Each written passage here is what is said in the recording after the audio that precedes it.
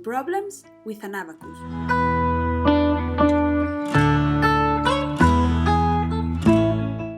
Paula, Rodri and Berta are Carla's friends. They have decided to give her some gifts for her birthday, which is on the 23rd of January.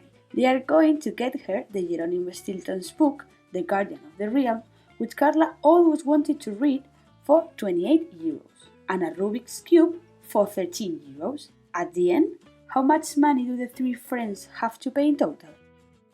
First of all, we need to represent the first quantity, that is 28. In order to do it, we put 8 bits in the units rod and 2 bits in the tens rod. Then we need to add the second quantity, that is 13. Starting with the units, we need to add 3, but there are only 2 bits left. We add them, and now we need to transform that 10 units into a unit of a higher order, that is, 1 bit of the tens rod. Thanks to this process, we are able to add the bit left to the units rod. Continuing with the tens, we need to add 1, so we put 1 more bit in the tens rod. Finally, we read the result, which is 41, that is, 4 bits in the tens rod and 1 bit in the units rod. Paula, Rodri, Berta and Carla have been playing for a while. Now it's 7 o'clock in the afternoon and it's time to have a break. Carla brings some pizzas to share with her friends and turns on a movie. The film starts showing a huge rectangular-shaped city with a perfect grid layout.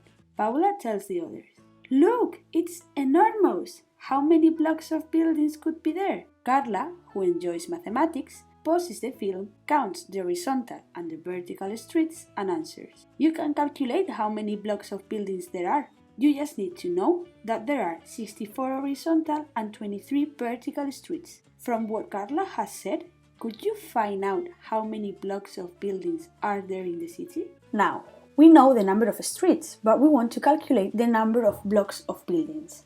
In this sense, we have to consider that 2 lines of blocks form 1 street, 3 lines form 2 streets, and so on. As we see, the number of lines of blocks is always 1 unit higher than the number of streets. So, in this case, there are 65 horizontal and 24 vertical lines of blocks. Having said that, in order to know the total amount of blocks, we must multiply 65 by 24, which is the same as adding 65 24 times.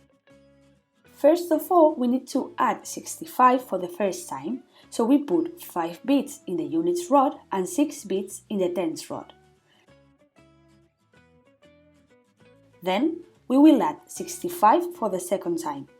Starting by the units, we realize that after adding the 5 bits, there are already 10 in the units rod, so we exchange them for a bit on the tens rod, since 10 units made 1 10. Now that we have added the units, we continue with the tens. To the current 7 bits at the tens rod, we will add 6 more. However, when we have only added 3 of them, we realize that there are already 10 bits, so it's time to transform them into a unit of a higher order. That is, a bit of the hundredths rod. Once that we have done this, we are able to add the remaining 3 bits in the tens rod. We will keep adding 65 until we have done it 24 times. We recommend you to write down the number of times you have added 65. At this point, when we have added 65 for the 24th time, there are 1 bit in the thousands rod, 5 bits in the hundredths rod, and 6 bits in the tens rod. That means that there are 1,560 blocks of buildings in that city.